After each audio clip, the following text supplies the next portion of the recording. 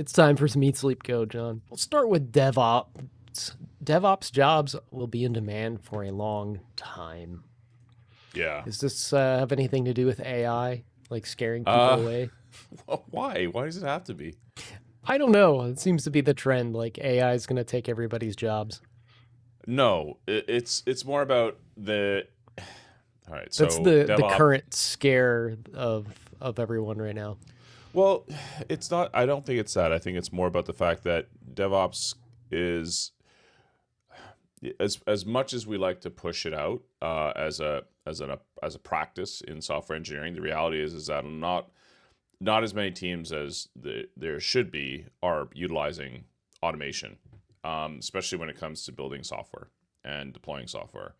And I think that the CD Foundation, which is the where this article has been posted, um, we're, I mean, yes, there's a little bit of this that is tying into the fact that you have to promote DevOps, but there are some benefits to doing this. You really owe it to yourself to look into this.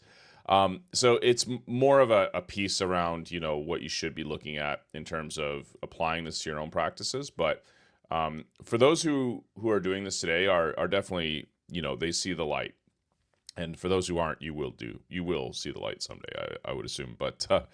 The reality is that if we do a lot of automation already, why not apply it to your continuous integration and continuous deployment practices, or apply it in that way and take on the role? I do like the periodic table that's linked here. We are listed there. We're element 68 OD.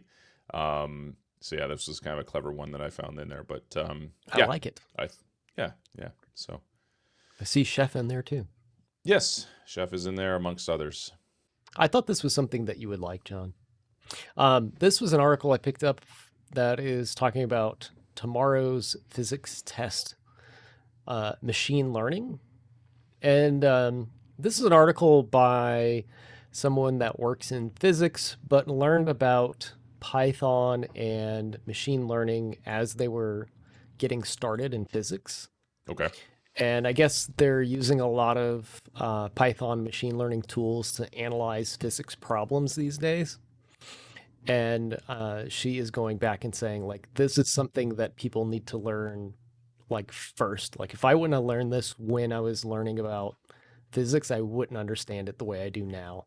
So, like, everybody needs to be using machine learning if they're interested in physics going forward.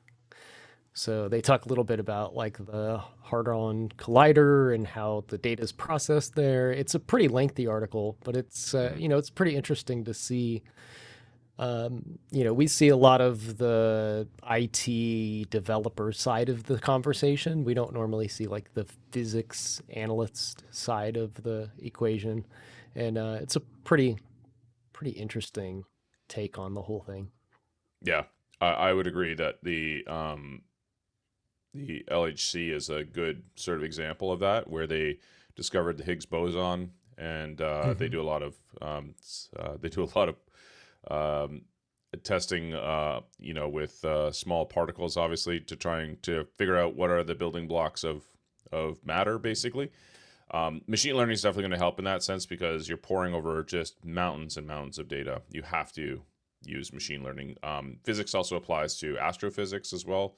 So being able to, determine where things are going to occur, weather, yada yada yada. I mean, this is an obvious answer to should you use machine learning in physics? The answer is obviously yes.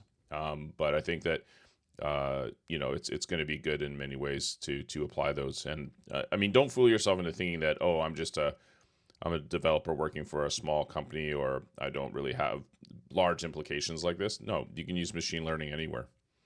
Yeah. And one other thing I thought was kind of relatable here was, um, this person went to to college to university to learn about physics, and then when they finally got on the job, um, she was at an internship at an MIT laboratory, and her first task was to learn about neural networks. And it's like, wait a minute, they didn't teach us anything about this in school, right? So, you got that age old problem of like, You pay all this money, you go to school for all these years, and you get out, and they fail to arm you with the, practical skills to do the things that you need to do. And I think Yep. we see that a lot in software as well. It's like, they teach you how to build a compiler. They teach you all of the ones and zeros, and then they don't teach anything practical as far as like web frameworks or how to actually do or build an application, right? Yeah, I'm okay with that though, because I have a computer science degree, and I felt like my degree gave me the foundation to build upon. So the practical stuff will come later. The reason why I say that is because our field is pretty unique in the sense that it's constantly evolving. Things like physics, they were set in stone when the Big Bang happened, basically. So we don't really stumble upon anything that is like insanely different. What I mean to say is those things have been happening in the universe around physics since the dawn of time. So they've been around forever. Those laws were set in stone, basically. So whereas technology and software, it's like, let's throw it out. Let's build something brand new. Like it's like I had the same conversation with my father once. He's a radiologist, and I said the reason why medicine, the technology will evolve, but the human body doesn't change too much. Like you're going to pretty much expect someone walking into the emergency room with roughly the same anatomy as the person next to him. You're not going to see someone come in with like 8 arms and 12 legs and 2 heads and all that sort of stuff, or like 8 hearts, sort of thing. Whereas in software, that happens daily. Like it's like, nope, we're throwing it out. We're doing this. And this is the new trend, and so everyone pick up their pitchforks and torches and let's march this way. So I think that in terms of schooling, I think it's important to get those foundational concepts right. So, but yeah, getting back to the article, machine learning, I think definitely should be applied anywhere you can. Yeah, I think that curriculum needs to start getting pushed down further and further. We teach a lot of things that may or may not become obsolete in the next 10 years. But one of the things I always found interesting, and I get why it's taught, but it's still interesting, is like second languages are like really highly valued in the learning, system. Yep. But things like, learning a coding language or something like Python is not quite seen the same. It's like maybe that's stuff that we should be teaching, you Mm. know, and focusing a little bit more on. But that's all personal opinion of mine. But I thought it was a really interesting read, uh, just because of all the different moving pieces there.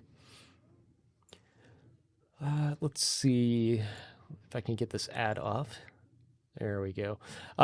Speaking of AI, machine learning, all that good stuff, all very topical these days. Google has launched its new coding AI to rival Copilot. So this is actually more of a rebranding, in my opinion. So this is something they had as Google Bard. I guess it's called the Gemini now.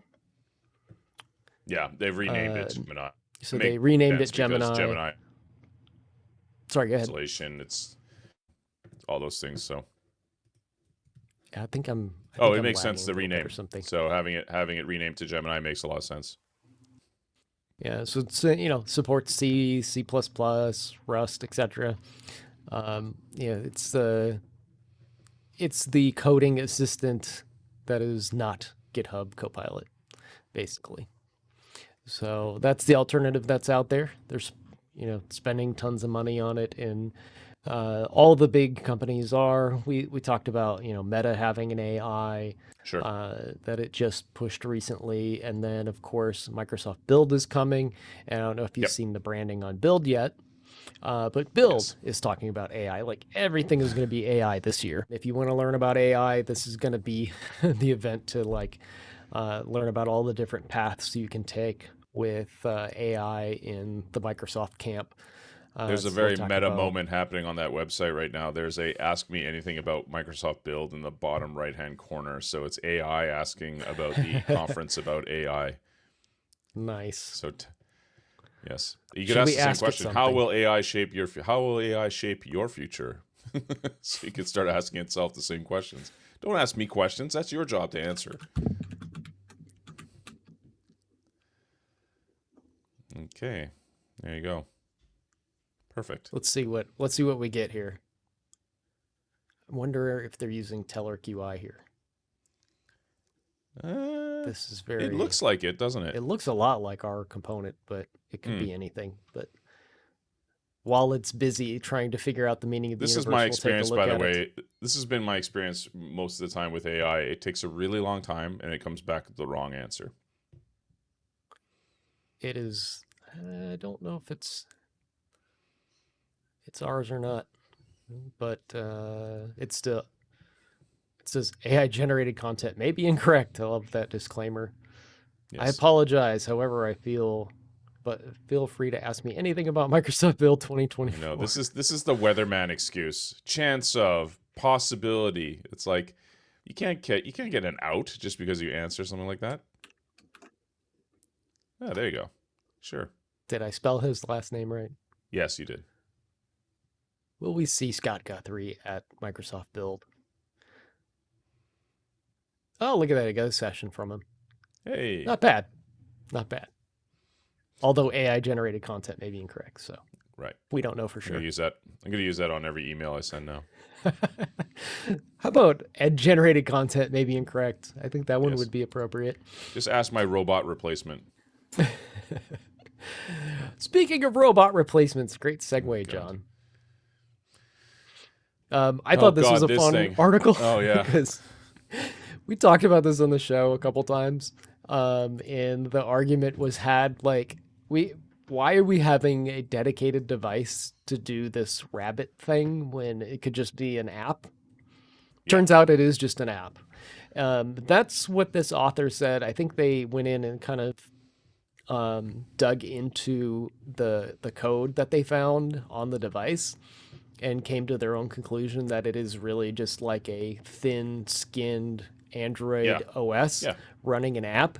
And then there's a rebuttal in the article that's why it says updated. The Rabbit folks, I guess, replied back like, no, it's not, and like beat around the bush as to how it's actually not.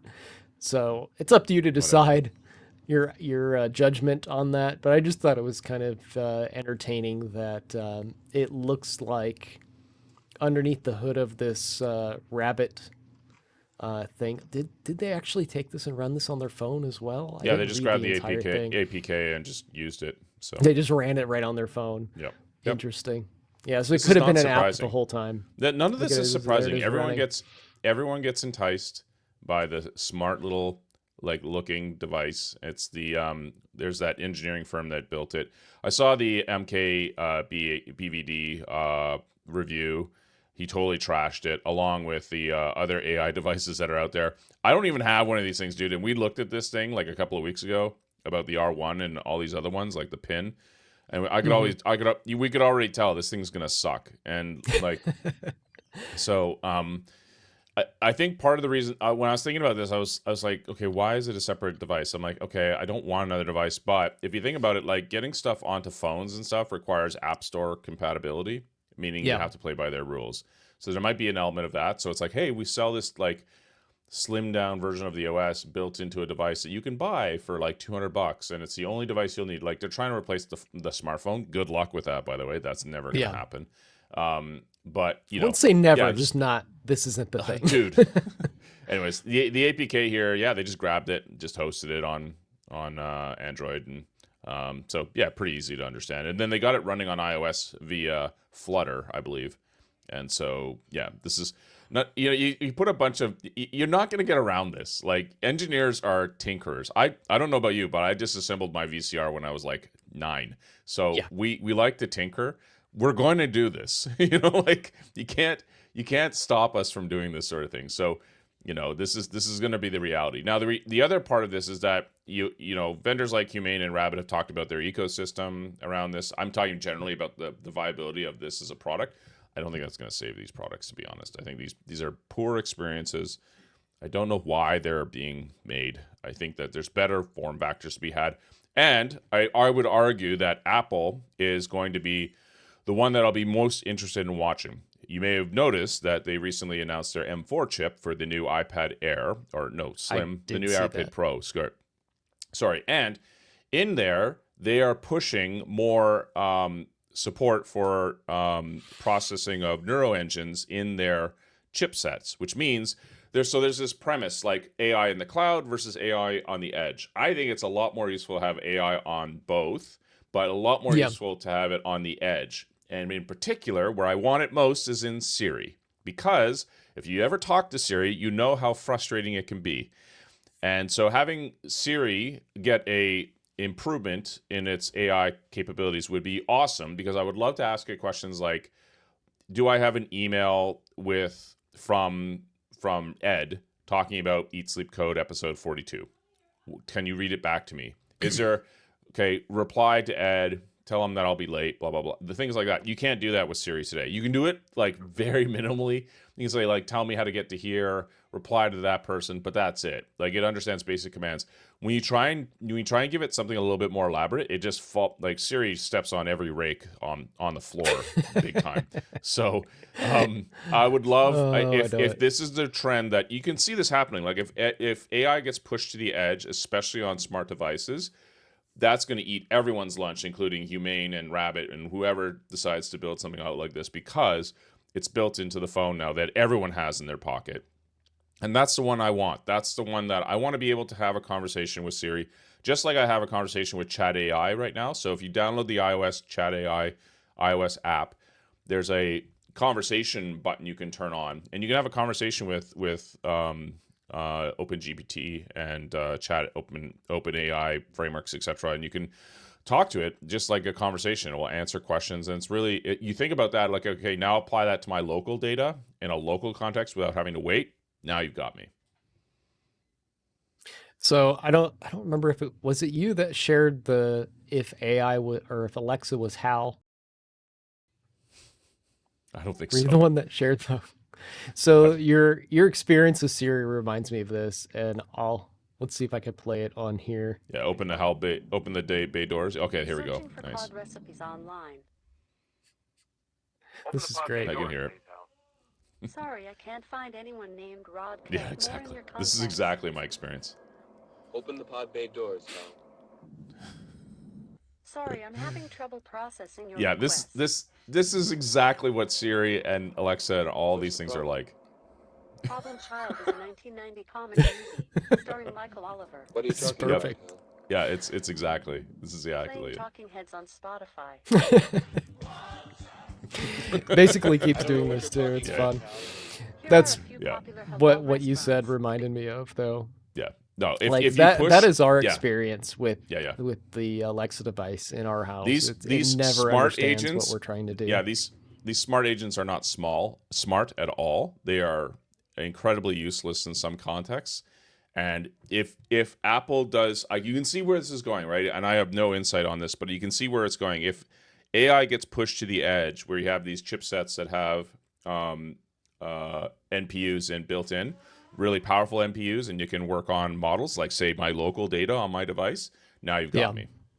I'm with you.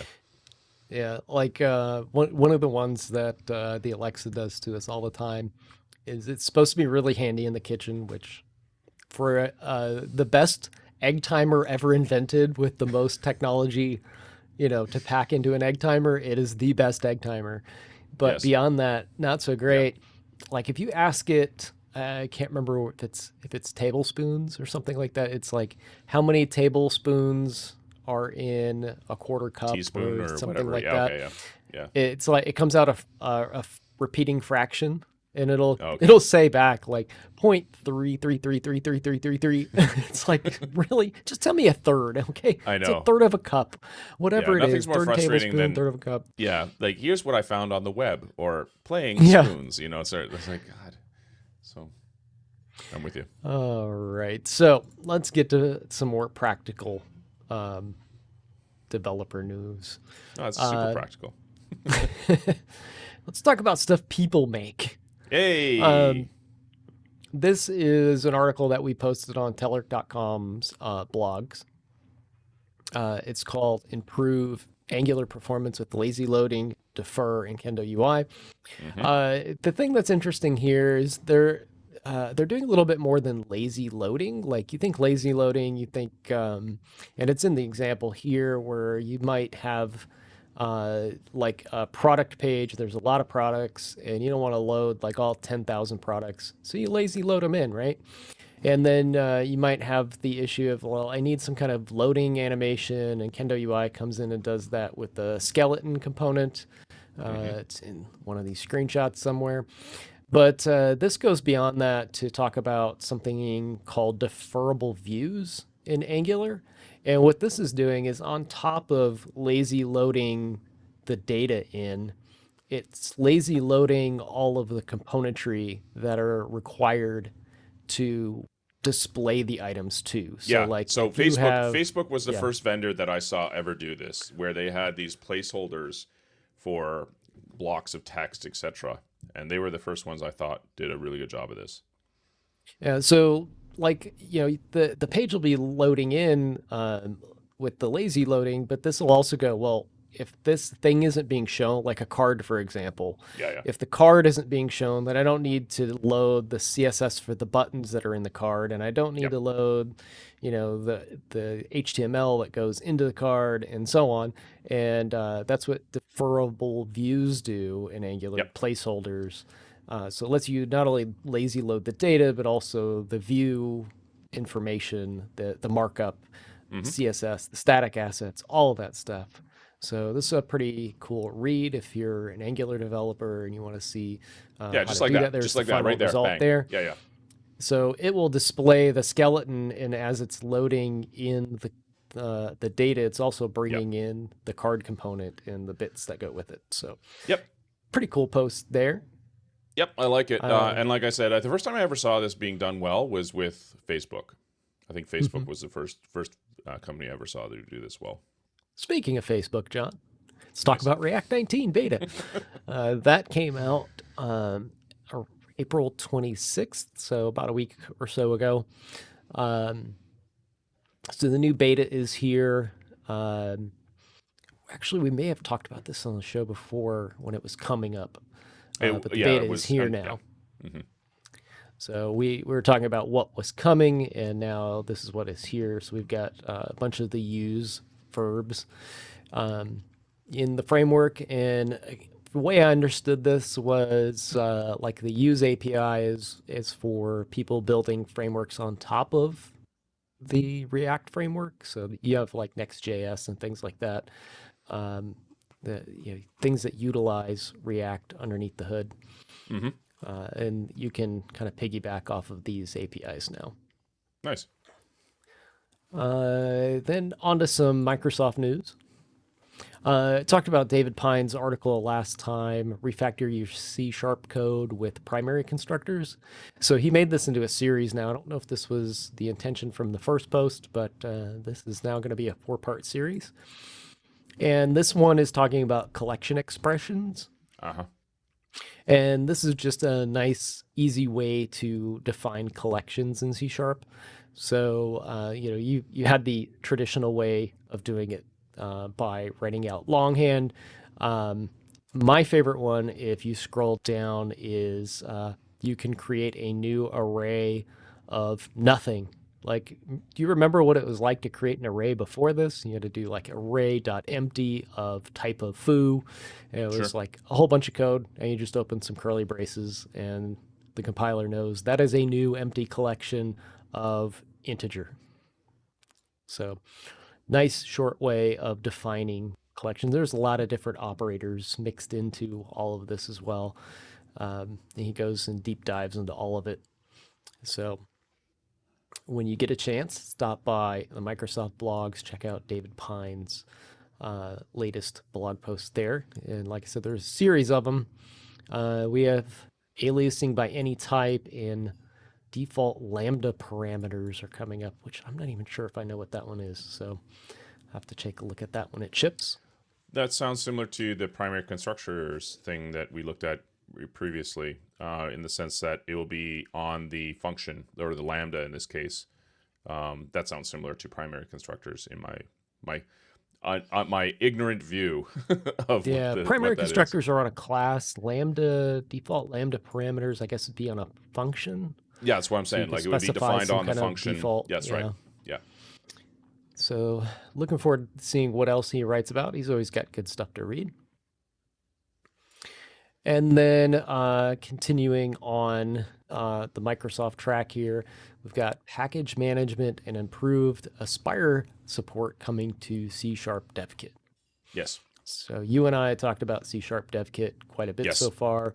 Mhm. This is, I think, where folks that are on, any platform that want to use Visual Studio Code should be, but more importantly, folks on Mac, because VS for Mac is sunset, and I think they have till the end of 2024, or is it 2025? Yeah, the 3 people running it will have till the end of 2024 to move off. Like November, I think, this year or something, that goes away or stops getting updates or whatever it is. Right. So I think C# Dev Kit will be the go-to for everybody on Mac doing .NET Dev. So it's getting some significant improvements in regards to Aspire, NuGet package management, and installing the SDK within Visual Studio. There were some pop-ups before, like this one on the left, but I think they would kick you out to the official .NET website Yeah. to install it. So you'd click install .NET, it'd take you outside of the IDE to do that. And I guess they're baking it into the IDE now where you can just install it directly. VS from Code is starting to the become UI. more like VS. That's what they're doing. It's funny how that happens. How the free thing turned into the pay thing. The pay thing all of No, a it's not sudden. that. It's just in terms of capability, the ecosystem around it, right? Yeah. Until we get the next finish, experience, I guess we'll just continue. We'll consider it a simple IDE VS Code. So there you Yeah. go. These evolutions always happen, by the way. Keep wizards out of VS Code, Microsoft. Do not add them. Please, I beg you. It always becomes the thing that it wanted to replace, right? Yeah. It's what I And call the then, next finish lifestyle. This article, I know you're gonna like, John. Meta loses Why? 200 billion. I don't know, because you're anti I'm VR. not anti anything. You're anti VR. I don't like Let's it. say you're a VR hater. not You don't anti. like it. Anti would Just be I'd remember- be fighting it. Remember, John said that, folks. He does not like VR. Because I don't like it. There's That doesn't another mean I'm article coming. anti-VR. Meta loses $200 billion on an earnings call. This was mentioned that they are, burning a lot of cash. Well, their stock went down. That's what that means. Losing might be harsh. Yeah. Investing. Let's say investing. Their You stock say went down. investing, That's it makes it essentially what that sound- means. All Yeah. right. You could look at it that way too. There's a lot of R&D going on there. They've burned a lot of money. Investors don't really like it when they do that. Look at that sentence right there. so- Meta generates 98% of its revenue from digital advertising. That's all you need to know. Yep. They have to. They got all their eggs in one basket too. That tells me. So they're trying to find another basket. So there's a lot of research into the mixed reality stuff as far as glasses, headsets. Snapchat's a competitor to them on that front. Apple has entered the arena, and they're not doing well at it either. So that makes me question, like, what do we have to look forward to with VR? Do you have any Why are you asking like me? ideas, John, where we could take this? Because Why, I feel why like in God's name would you ever ask me? I have no idea. I feel like this next article really speaks to you for some reason, John. I really do. There's no segue here either. It's very much a gray area, or a grays area. Oh, good. A grays My area. God. Get it? Yeah. So The Mootrix. These cows are entering the Mootrix. Love it. This is not a thing. Do you know how many cows there are in the world? We're gonna get a $3,000 headset for one of these things. You know how much those times those guys I kick? don't think they're using the Apple Vision Pro. Let's move on. I don't want to watch this. Move on. Move Shall we? on. Thank Move you. on? Yes. Hopefully we'll see you next week. and have a wonderful weekend.